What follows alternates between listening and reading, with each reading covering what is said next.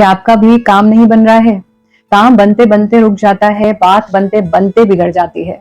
ऐसे में क्या करें?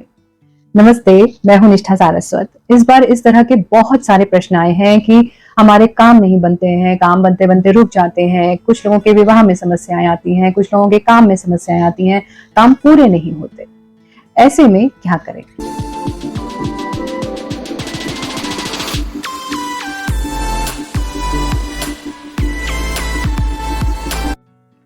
जब मैं छोटी सी थी तो अपनी दादी के साथ अक्सर सैर पर जाया करती थी।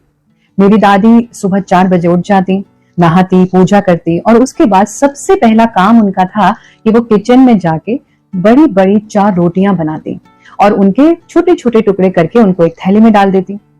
उसके बाद दूसरे थैले में वो सूखा आटा रखती, तीसरे थैले में कभी चना, कभी बाजरा और गेहूं रखती और चौथे थैले में वो चीनी रखती। मेरी दादी का बड़ा रौब था। देखने में तो वो बहुत ही खूबसूरत थी।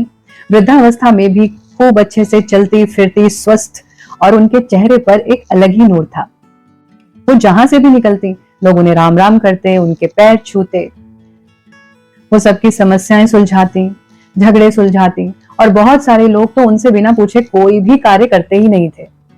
पर सैर के समय दादी को किसी से भी बात करना बिल्कुल भी पसंद नहीं था। जो कोई भी उनको सुबह के समय रोकता तो वो उसको कहते हैं कि भाई घर आकर के मुझसे बात करना, इस समय मेरे पास समय नहीं है। दादी का पूरा ध्यान अपनी उन 4 थैलियों में ही होता और जब मैं उनके साथ जाती थी तो वो चारों थैलियां मेरे ही हाथ में होती थी। चींटियों के स्थान पर वो आटा और चीनी डलवाती। मैं अपने छोटे छोटे हाथों से उन चींटियों के घर के ऊपर चीनी और आटा रखती और उनको देखकर बड़ी खुश होती। मैं बड़े ध्यान से उन चींटियों को देखती थी। जैसे ही मैं वहां पर चीनी और आटा रखती तो उनकी चाल तेज हो जाती। वो फटाफट उन दानों को उठा करके अपने घर में ले जाना शुरू करती, मानो ऐसा लगता था कि वो कह रही हैं कि अरे वाह, आज तो पार्टी हो गई। इतने बड़े कंपनी गार्डन में जगह जगह रुककर बड़े ही धैर्य के साथ वो हर चींटी के घर के ऊपर आटा और चीनी रखवाती और मैं भी बड़े ही इत्मीनान से उन पर रखती और उनको बहुत ध्यान से देखती। उसके बाद कुछ जगह फिक्स थी जहां पर चिड़िया, तोते और गिलहरियां रहती थी। उन जगहों पर वो अपनी बनाई हुई रोटी के टुकड़े रखती, गेहूं, बाजरा और चना रखती और वहां उनकी भी पार्टी होती। सारे दूर दूर से उड़कर वहां आते और कुछ तो हमारे हाथ से खाने को भी तैयार रहते थे। गिलहरी तो मेरे हाथ से ही आकर खा जाती थी। वहां रखे कटोरों में वो मेरी बोतल में से पानी भी डलवा देती थी। इसके बाद कुत्ता और गाय की रोटी अलग होती थी। जब भी मैं दादी के साथ कंपनी गार्डन जाती तो मुझे ऐसा लगता जैसे वहां सब मेरी दादी के स्वागत के लिए खड़े हुए हैं। सारे डॉग्स पूंछ हिलाते हुए उनके आसपास आ जाते। उनके आते ही चिड़िया चहचहाने लगती, चींटियां नाचने लगती। ये मेरे बाल मन की परिकल्पना भी हो सकती है, लेकिन मुझे सब कुछ बहुत अच्छा लगता था। दोपहर और शाम के समय दादी के पास अक्सर कोई ना कोई अपनी समस्या लेकर आया हुआ होता था और मैं शांत रहकर मेरे आसपास जो कुछ भी होता था मैं सब सुनती देखती रहती थी। उस दिन उनके पास आकर एक महिला बैठी और वो महिला मेरी दादी से कहने लगी कि माता जी, बड़ी समस्या है।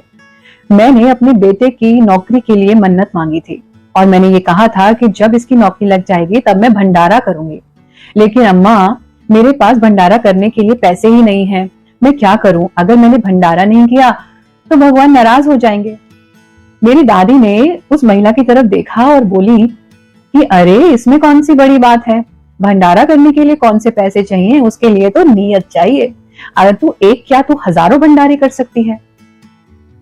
उस समय मेरी दादी के चेहरे की मुस्कान और उस महिला के चेहरे का आश्चर्य, वो जो चित्र था ना, वो मेरी आंखों में आज भी जीवंत है। क्या अम्मा, आप तो मुझसे मजाक कर रही हो?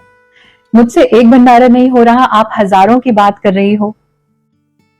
मेरी दादी बोली, अरे नहीं लाजो बेटा, मैं मजाक नहीं कर रही, सच कह रही हूँ। भंडारा करने के लिए धन की नहीं, अच्छे मन की आवश्यकता होती है।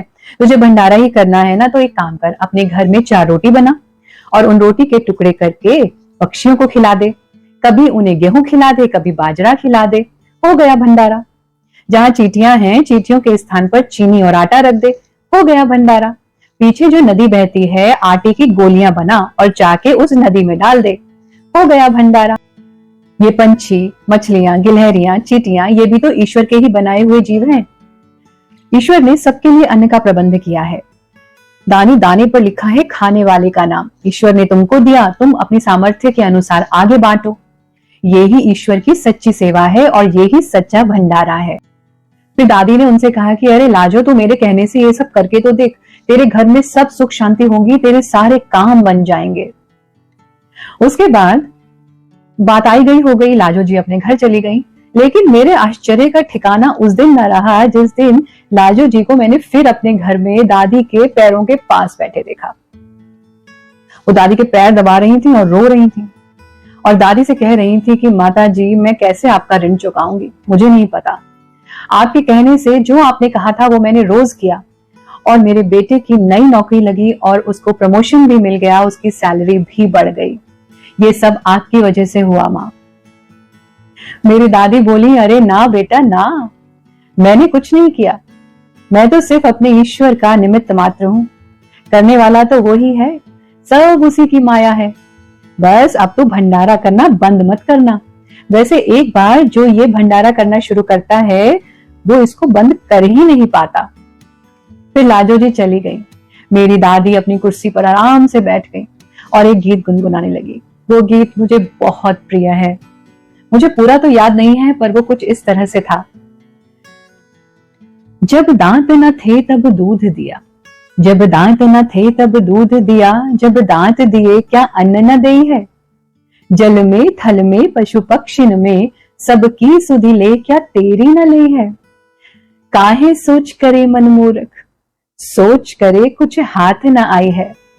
जान को देत, जान को देत अजान को देत, जहान को दे तो क्या तोहे न दे है। दादी ये गीत गुनगुना रही थी और मैं दादी के चेहरे के उस नूर को देख रही थी और वो नूर और वो बातें आज भी मेरे जहन में बसी हुई हैं। उस दिन मैंने भंडारे का सही अर्थ सीखा।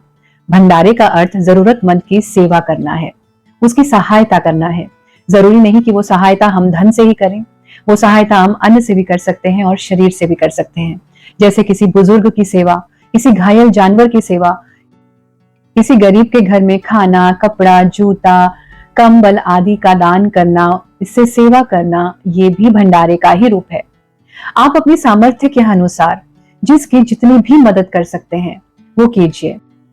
आप भी रोज सुबह शाम पशु पक्षी, चींटियां या जितने भी जीव हैं उनको आप जो भी कुछ खिला सकते हैं वो खिलाइए।